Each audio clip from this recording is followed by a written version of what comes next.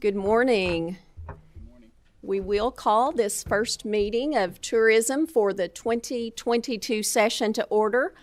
We apologize to our folks watching from home. Our previous meeting went a little long, so we appreciate your patience this morning.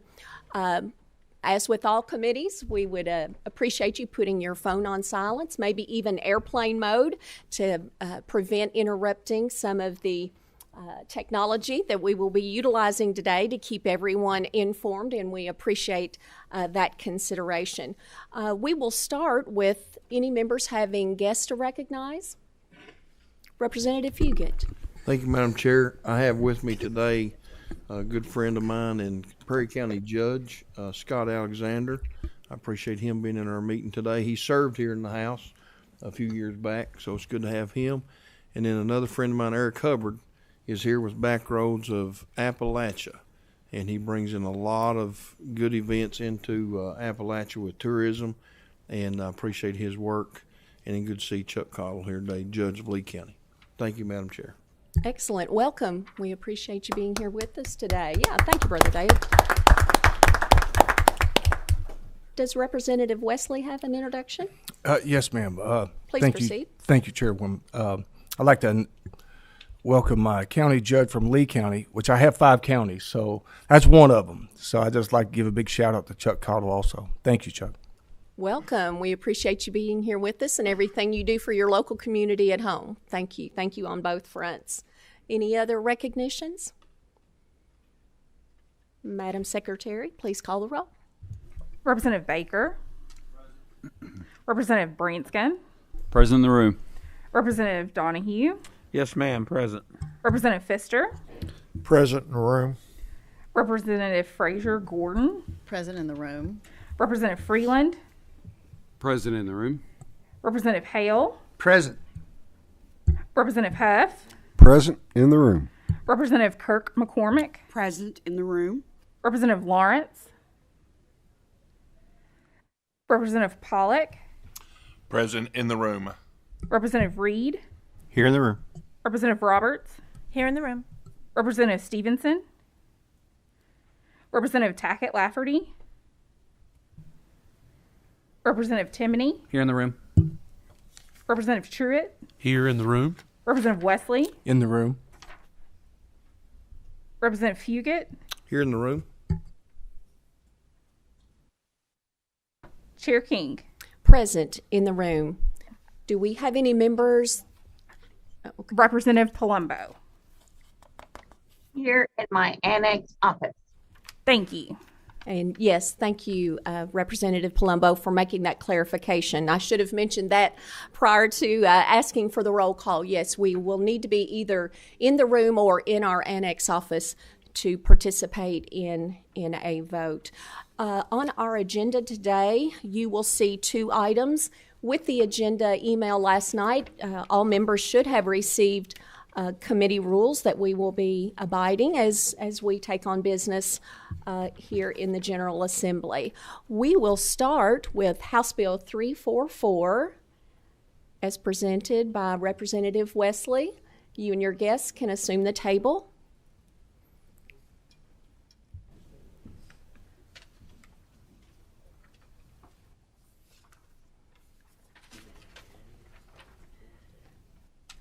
As members saw in the rules that the committee will be following, we will be administering the oath to guests that are being here with us. So if our guests could please raise their right hand and affirm or deny the following. Do you swear to tell the truth, the whole truth, and nothing but the truth? Thank you. Thank you, Mr. Representative, and please proceed. Thank you, Chairwoman. Good morning, Chairwoman and the committee. I'm here to discuss House Bill 344 along with our guests from Fish and Wildlife. I'll let them introduce themselves in a minute. But I'm just honored and privileged to be here and thankful for what they do. Thank you, sir. My name is Brian Clark. I'm the Deputy Commissioner with Department of Fish and Wildlife. And I have with me David Bruce. And I work with information technology and licensing. Mike, please use the microphone just so the technology can pick up. I work with information technology and licensing. Thank you, thank you. We just want to make sure the recording has all of the audio so folks at home can follow along. Please proceed. Currently, there are several ways to purchase licenses and permits in Fish and Wildlife, including phone, online, and in person. The department would like to expand those sales to a cell phone app, and that's what this House bill is about today. House Bill 344 allows the Department of Fish and Wildlife to take a bid from other companies for a cell phone app. The app would be used to encourage people to get more involved in fish and wildlife. Also, House Bill 344 would remove the requirement that a person under 16 has to have the permission of his or her parent, guardian, or custodian to obtain a youth statewide hunting license. It would still require a parent or guardian to be present when the 16 and under youth is hunting. So I'll turn any questions over to Motion any of on the you. bill. Second. We have a motion and a second, so now we are duly constituted to take questions. I think the first I saw was Representative Roberts. Okay, she defers to Representative Donahue. Please ask your question. Gentlemen, I have a comment about this. Basically, I've had a guns, and since I was a kid. Okay, and I grew up on my grandfather's farm. I could drive a tractor before I drove a car. Okay, but with this here not requiring permission from the guardian or the parent to get a license to hunt, I think we're going in the wrong direction. That gun that I owned when I was a kid, or had, didn't leave that house unless my parents knew about it. Now, I do appreciate the fact that there should be some supervision when they hunt, because I'm working with some constituents in my district right now about small game hunting, because I do support that with youth. I do support youth hunting. But I can't support this but not having parents aware of what's going on. You've met 16-year-olds, and so have I. Some of them are well beyond their years, and some have got a lot of catching up to do. So I think it should be a good, in life, I think you should have a check and a balance, and there should be a balance there. So if my son or whomever I may be a guardian of is going to have permission to use a gun, okay, in hunting, I should be aware of that, or if applied for a license. So that's my thought about that. Other than that, everything else is fine, but I can't support this legislation with that in it. Thank you. I appreciate that, Representative. I would like to add that I was raised up also hunting and fishing, and going to high school, I remember the racks that used to be in the back of our trucks with rifles and shotguns. This is to encourage our youth to get more involved in fish and wildlife. A lot of the parents are not into technology. This just allows them to be able to order their license. And but I would like to, if they would like to make a comment from Fish and Wildlife.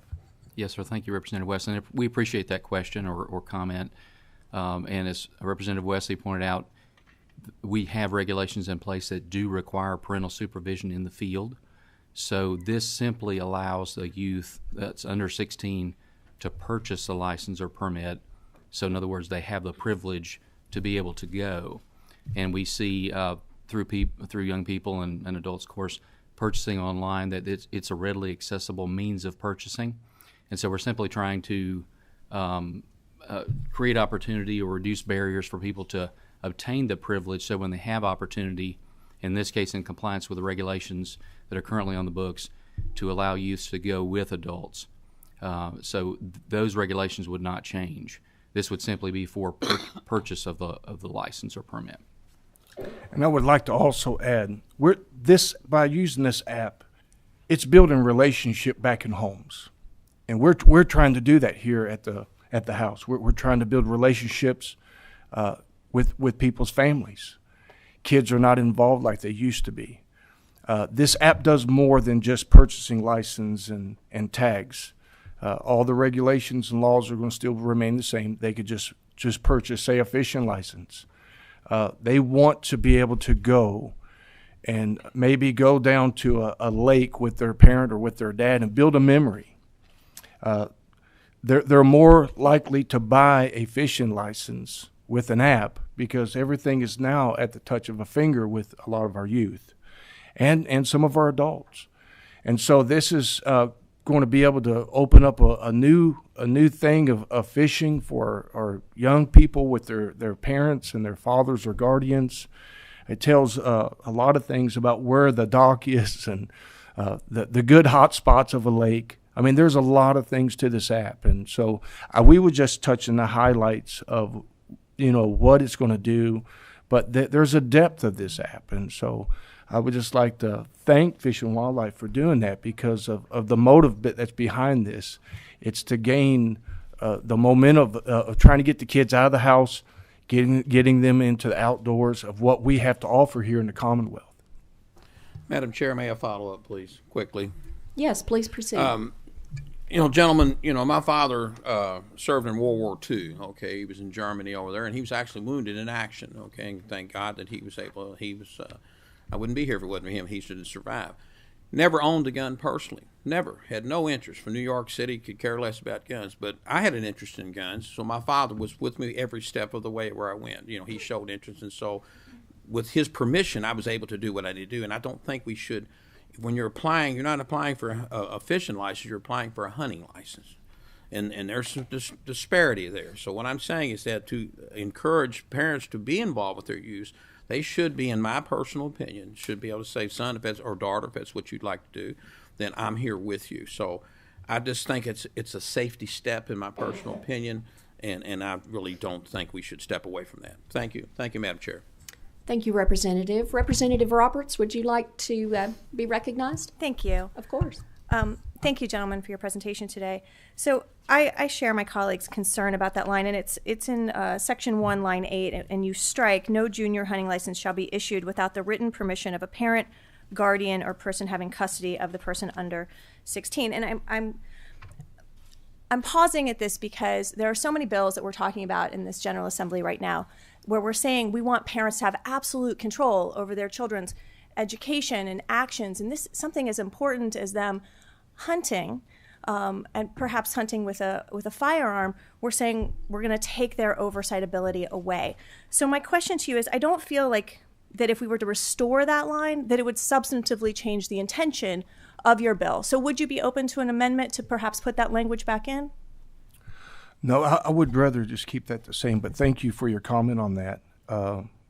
I can talk to Fish and Wildlife, but I would like to say this.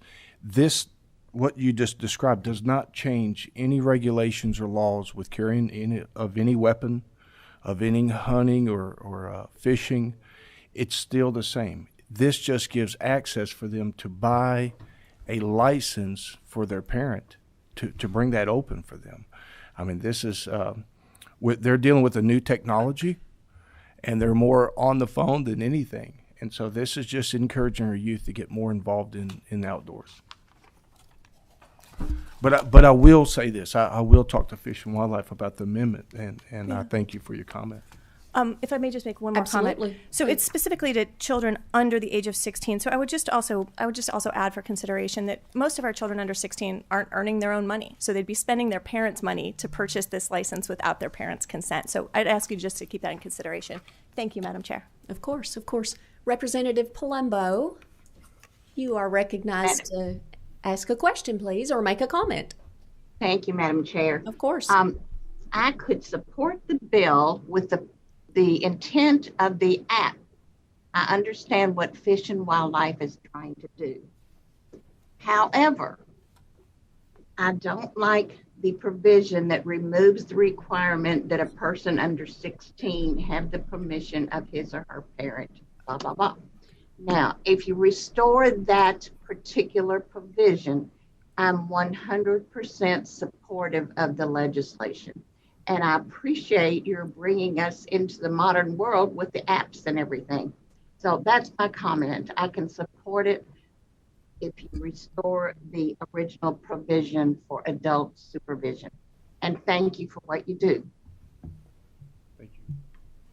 Thank you so much. Thank you, Madam Chair. Of course. Response from the table, please. Thank you very much. And we echo your concern, and we fully support parental supervision through all steps of the process. And really, currently, if a youth goes to a Walmart, a licensed vendor, a county clerk that sells licenses, we found that they're not requiring a written permission already. It's really, this is more to, because this bill was written originally when we only sold paper licenses, that there's some antiquated portions. And so this, along with some of the other aspects, we used to refer to youths as juniors, for example. We're trying to update and use a current terminology that's more in keeping with the common vernacular usage of words for youth, for example. Also, our definition of the senior and disabled and youth sportsman's license is intended to update that with the way we've branded and changed in regulation some of our other names of licenses that are kind of all-inclusive. They have multiple hunting privileges with them, for example, deer and turkey and migratory birds. And so some of that is updating strictly with names. In this case, it is a little more substantive provision. But I would also mention in this light, in addition to the requirement for youths that are 15 and younger to have an adult with them when they're in the field using a firearm, in the immediate presence of the youth to be able to take control of it, the regulation says. We also do have statute and regulation that requires hunter education. And so the youths are required to be aware of that law, that requirement. And so when a youth completes hunter education course, they know that until they're age 16, they have to be accompanied by an adult if they're using a firearm in the field, if they're turkey hunting or deer hunting or something like that. So we have those checks and balances in place for the field, and we very much appreciate your concern about adult supervision, and we agree with that. And again, our intention here is strictly for the purchase of the privilege, so it's not a barrier. If they come up to the hunting season, they already have their license, they could readily go with an adult that they're required to have accompany them. But we do appreciate your concern there. May I ask a follow-up, Madam Chair? Yes, please.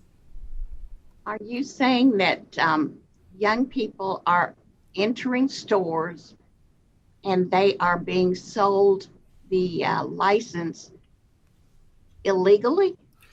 Well, they currently can purchase online. Now, we have requirements online to make sure that they're following the law, but we're just saying practicably. It is the adult's responsibility to oversee their children. What we're saying here is that realistically, we can't directly control those licensed vendors, and so there are some things, even in regulation, that we've had to go back and adjust ourselves because of checking those license agents. For example, we used to require a survey, and we had it in regulation. It was actually required, and many of the license agents were not asking hunters to respond to the survey questions, and so they were skipping them. And so we had to go back and adjust the regulation to deal with that reality out in the field. And so, yes, ma'am, it is possible for a youth to go in and to a Walmart or to a county clerk and somewhere and purchase that. And so we're trying to make this realistic given the technology and the circumstances that we have today, in light of the capacity of people to buy online or go into a store where the clerks who work at those counters may not be adequately trained by their supervisors or whatever the case may be. So again, this does not preclude a youth from having to have an adult with them.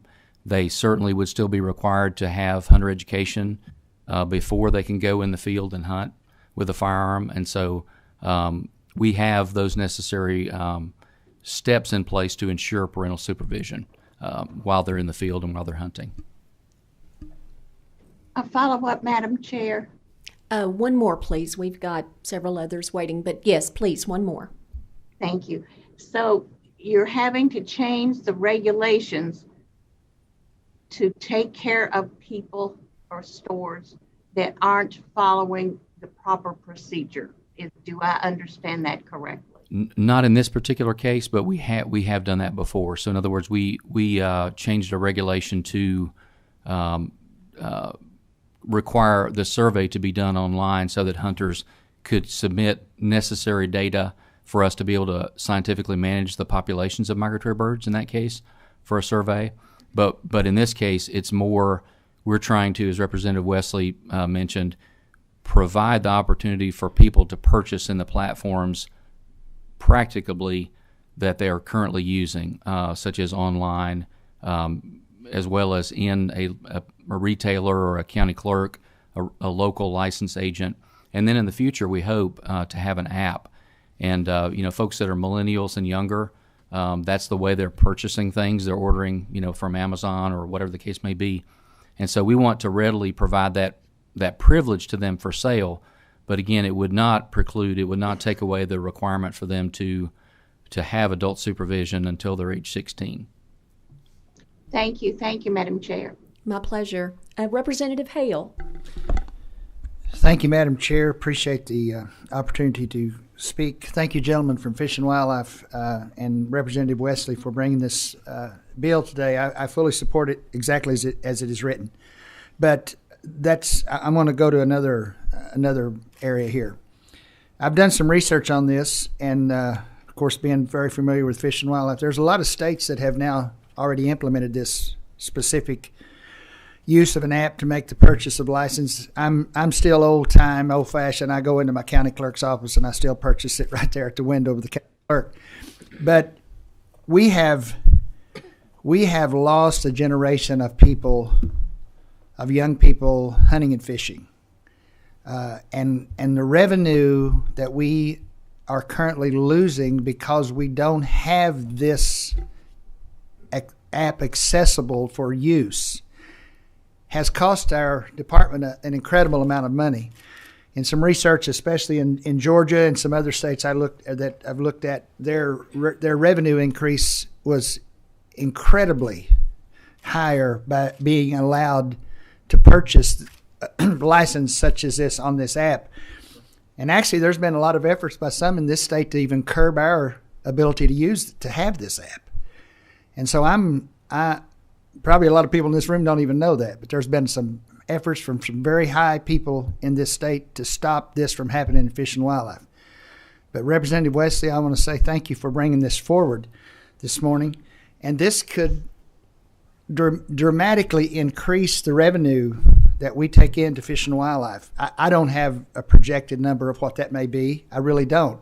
But I know that if we don't do this, we're going to continue to fall behind. And if we do go down this route of using this, allowing this app and making it accessible to our younger people to do that, we have the potential to bring a lot of revenue into Fish and Wildlife and to be able to do a lot more things for the sportsmen of this state. And not only for the sportsmen of this state, for our officers in Fish and Wildlife, for the employees of Fish and Wildlife, which are like everybody else that have drastically needed raises over the years. And we have the potential by adding revenue through this source to even help in that aspect. So do you gentlemen, and my question, Madam Chair, I'm sorry I ran it a little bit, do you all have really any estimate of what this could generate more than we are generating now? It's an excellent question. I would be cautious personally because we hope to develop an RFP process to put out for bid the development of an app as well as some other IT functions for us that relate to licensing. And because that's currently being developed, and my colleague here, David, is running point for us on that, overseeing that project for us internally, we also would work with Finance Administration Cabinet currently and other partners to do that, to make sure we're following all the proper procedures there. But I would echo what you said, that our colleagues in other states with their Fish and Wildlife agencies, once they have developed apps and developed some other IT very responsive technology that unfortunately we're limited on as a state agency, we can't legally do or realistically do, they have seen substantial increases in revenue. And some of that is through those IT businesses being able to do some things that are cutting edge, like with the app, offering services in the field, whether it's maps or ability to purchase a license or telecheck game or find fishing locations, places where our fisheries biologists have placed habitat to attract fish, to be able to have really good fishing experiences. So I would say, again, I would keep it qualitative and say very substantial increases in revenue and a very good response in terms of retaining customers. So folks who might drop in and out of participation, as Representative Wesley pointed out, we have people that if it's not convenient for them, if we're not readily accessible to them, they're less likely to participate. And so we want to make this easy for them to step in the door and then hopefully find a home and stay here. And so the app and these other developments certainly could help us in that regard. Well, I'm certainly in support of that, and we certainly need to move this forward, get this to a vote, get it in both chambers, and we need to pass this because this could be a great potential of revenue for fish and wildlife here in the state of Kentucky. Thank you, Madam Chair. My pleasure. Representative Timoney. Thank you, Chairwoman. Gentlemen, thank you for bringing this. Again, a couple things I want to state. I think the intent of the app, I mean, I can't tell you how many states I travel to that I just go right into the app and purchase a fishing license, okay? I know my sons will be doing the same thing when they get to be that age. I think this is outstanding. I think the promise here is tremendous.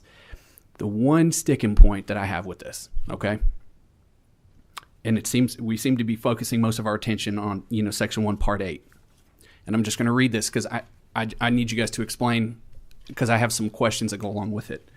A youth statewide hunting license, which may be issued to a person before he or she has reached her 16th birthday. So is there a limit? What's the earliest that they can get? Technically, they're not required to have a youth license until they're 12. Okay. So we have an age window in there from 12 to 15 where they're required to have a youth hunting license. Okay. Fishing, they're actually currently exempt until 16. But younger than 12, they may, but it's optional. So typically they just accompany a parent or a guardian or other adult hunting, and they can hunt with them without a license until they're 12. Yeah, Gotcha. So a lot of the younger people want them to have it their whole life. So they'll buy it year one. Sure. And continue to purchase. Yep. Because where I'm going, I'm come from an education background. So, I worked with high school kids for a long time. And my question comes down to the legality of, can a 16-year-old have a legal license without, because I was under the impression that you had to be 18 to partake in a legally binding document. Excellent question. And yes, sir, you may. So a youth who is 16, like with a driver's license, can purchase a hunting license and participate as an adult or fully in that activity. And that is premised, again, on the fact that the vast majority of our 16-year-olds, they've come through hunter education. They're required to come through hunter education, but the vast majority have been mentored up until that point. So they've had adults helping them, participating with them, shepherding them or guiding them in the hunting process as they have developed. And so they may purchase a license and participate, but again, they're required to have hunter education, which includes live fire, range experience.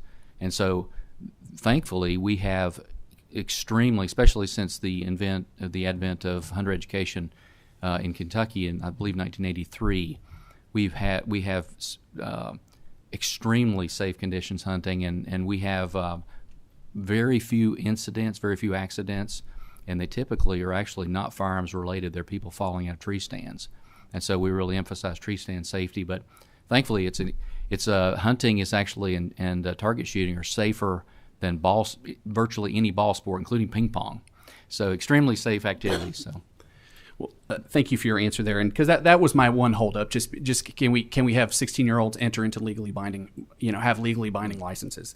Again, I think to echo Representative Hale, I think we have lost a generation of sportsmen. I formerly lived in the state. I've been an outdoorsman from a really early age. I used to fish 250 days a year.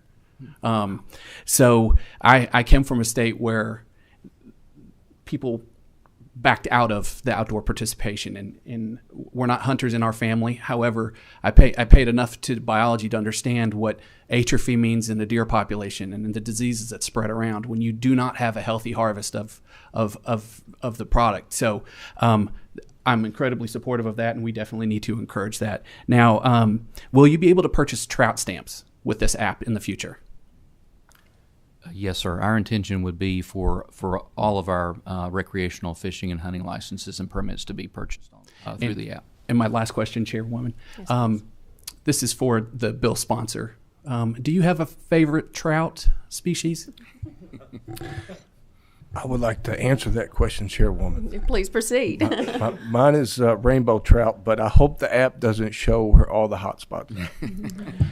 Because it does come with a lot of that, but I love rainbow. And that disappoints me. You didn't say brook trout, but we'll let that one slide. Thank you, Chairwoman. Thank you. Brook doesn't get big enough for me, so Representative Fraser Gordon, please. Thank you for being here today. I just have a question in regards to the parental aspect. You had referenced the online registration process. So could you, are we just talking about a different platform, or is the process actually different through the app as opposed to what's currently in place now as far as the parental acknowledgement, or if there is one or not one? Good question, ma'am. So it would be dependent on the outcome of this bill, but our intention with the app would be, and again, it's yet to be developed, but it would be to essentially mirror the current online purchase opportunity, which again is very easy, and we're seeing more and more of a percentage of our sales that way. We currently, I believe, the total is around 50% or a little in excess of 50% of our license and permit sales are online. So it would more or less be in the palm of your hand, and currently you can do that on your mobile phone. We have a mobile-friendly version of our website that displays on your phone, but you have to have connectivity, so you have to have internet service. Whereas with the apps, we would really seek to have an app that is fully functional even without internet service, so that you could purchase in-app if you're in the middle of a lake and you're accompanying a friend or a family member, or you're out hunting and you think, oh, this would be cool. I'd like to hunt. I'd actually like to do this with my dad. And if they have hunter education, they could purchase their license in the field there and participate, with that adult or with a friend or whatever. So this would be to mirror the online purchase. Thank you. Yes, please. So youth are already able to purchase hunting licenses online? They can, and even though, again, not to dismiss the importance of adult supervision, but being a dad myself of a former teen, he's now beyond that age. But the reality is it's extremely difficult to police that, and so again, the parental supervision would still be required in the field, required hunter education prior to a youth being able to go and carry a gun in the field, and so those requirements and that oversight for parents still would not change. Thank you. Thank you, Representative. Representative Stevenson. Thank you, Madam Chair. Just one quick question. I come from a family of hunters, though I did not hunt myself. So you're talking about the hunter education portion for the youth. So if a youth purchases a license and their parent doesn't sign, can you just walk me through quickly the process of that hunter education? Like, is the license issued without that, or do they have to do that before they get that? And how are we actually ensuring that that's happening? It's a good question. And so the hunter education is a requirement in law and regulation.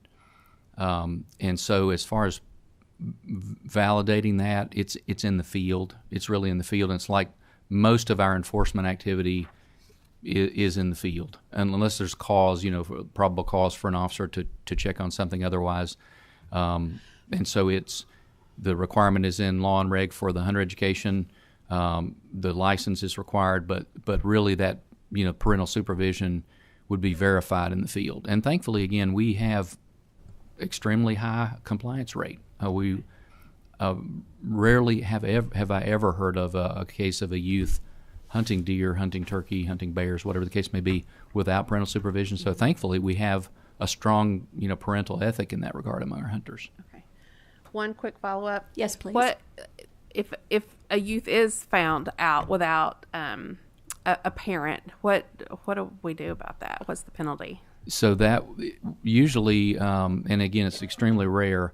Usually, what our officers do if there's a youth involved, and what I can think of more readily, not that particular case, but like ATV use on public lands, the officers usually will take that back to the parents. So there's responsibility is brought to bear with the parents, and usually the parents are unaware or they are they're hasty to deal with that issue when it's addressed to them. But our officers are very careful to involve the parents in the addressing those violations. Thank you.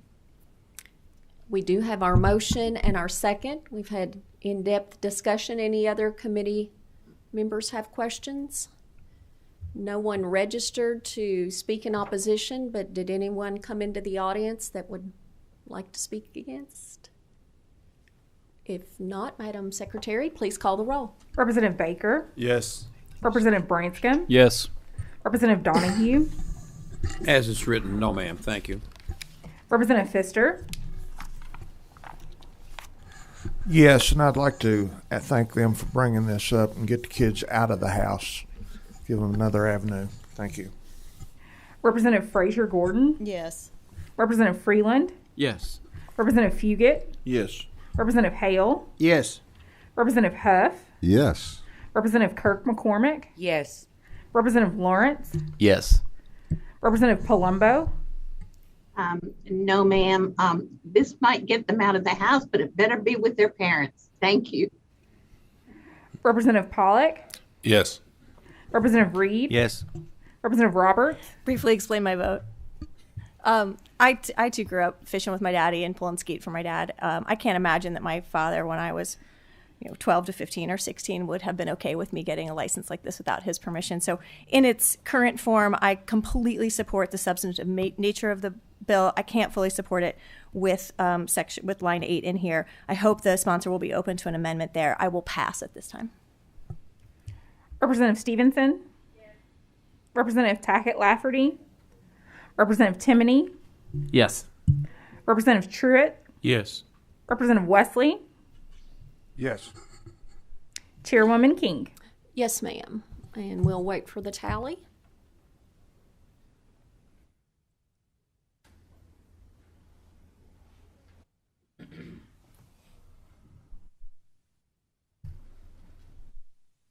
We have 17 yes votes, 2 no votes, and 1 pass. So House Bill 344 does pass out of committee. It is now eligible to be heard on the House chamber floor, and we appreciate you all being here with us today. Thank you. As our presenters change tables, we will have Representative Frazier Gordon approach the table, and I think her guest is online. Do you have anyone in person, lady? Okay. And so I would like to remind members, we do have a committee substitute for House Bill 391. Motion on the committee sub. Second. Okay, so that part of business has been taken on. We have a motion and a second. Do members agree to consider the committee substitute? Say aye. Any noes? Thank you. Representative, please introduce yourself and your guest, and we will administer the oath via Zoom, and then we'll proceed. Thank you, Chairwoman King. My name is Representative Deanna Frazier Gordon. I represent District 81 in Madison County. Thank you. And our distinguished guest on Zoom, no stranger to this body or committee. How you doing, Madam Chair King? This is Russ Meyer, and thank you all for allowing me to be on here with you. Had some other things going this morning, and being able to be on Zoom was handy to my schedule. So thank you all very much. I also like to, if I can, take a minute to, I know Representative Fugate introduced Eric Hubbard of Backroads of Appalachia. This group was a huge help to hill climb event that we had at Pine Mountain. So I just wanted to throw that in there and thank them. And I know they're in your meeting. So thank you all very much. Well, thank you for that acknowledgement. It is the policy of the committee that we will administer an oath to all guests. If you will just please raise your right hand. Do you swear to tell the truth, the whole truth, and nothing but the truth? Yes, ma'am. Thank you. Thank you very much. Please proceed. Thank you, Chairwoman. And we are considering the committee sub, just to remind members. Yes, and I'll explain that in the explanation. House Bill 391 involves a reorganization within the Cabinet of Tourism, Arts, and Heritage. The committee sub, the reason for that is that there was an administrative error resulting in unnecessary incorrect information in sections 2 and 3, which was included in the initial draft and then deleted in the House Committee substitute. Reorganization of the Kentucky Department of Parks is needed to streamline the efficiency and duties throughout the entire department. One of the most significant changes to the department is the creation of the Division of Park Operations and categorical distinction between East, West, and Central regions. Each region, respectively, will have established boundaries that assign a particular park to a specific region and regional supervisor, which will be merit positions. Other changes include division renames, mergers such as the Division of Purchasing, Division of Sales, Marketing, Customer Service, and Division of Engagement, which all will streamline current processes for a more effective and efficient department, which will improve services to our customers. In addition, this will result in a non-merit position that will also be phased out. And Commissioner Meyer is here, as we know, so I would like to get additional comments from him. Yes, please proceed. Thank you, Representative Frazier, and appreciate you carrying House Bill 391. And as the representative explained, this bill streamlines, what we're doing at parks, and we become more efficient because of this reorg. We eliminate a position. Parks are operating more efficiently throughout the state with these 3 positions taking on the eastern portion of the state, the central portion of the state, and the western portion of the state, and just streamlines our communication process and, as I said, makes us more efficient. So we'll take any questions if you have them, and certainly appreciate your support and the opportunity to be here with you today. Motion on House Bill 391 as amended by the committee sub. We have a motion and a second. Any questions from our members? No one signed up to speak in opposition. Does anyone in the audience like to have a moment to speak in opposition? Seeing none, please call the roll. Representative Baker. Yes. Representative Branscombe. Yes. Representative Donahue. Yes, ma'am. Representative Pfister. Yes. Representative Frazier Gordon. Yes. Representative Freeland. Yes. Representative Fugit. Yes, ma'am. Representative Hale. Yes. Representative Huff. Yes. Representative Kirk McCormick. Yes. Representative Lawrence. Yes. Representative Palumbo. Yes. Representative Pollock. Yes. Representative Reed. Yes. Representative Roberts. Yes. Representative Stevenson. Yes. Representative Tackett Lafferty. Representative Timoney. Yes. Representative Truitt. Yes. Representative Wesley. Chairwoman King. Yes, ma'am. And then we'll give you a tally in just a moment.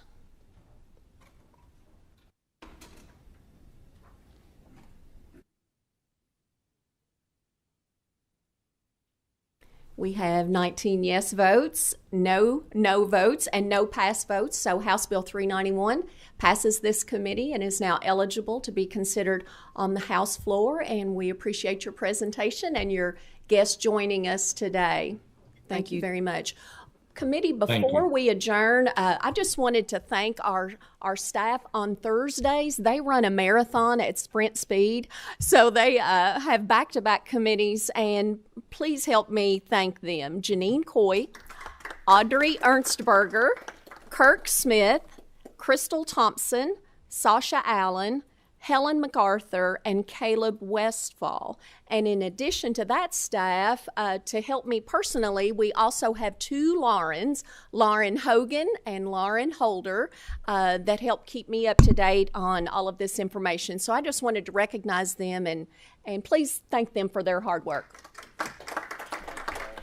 Any other business to be addressed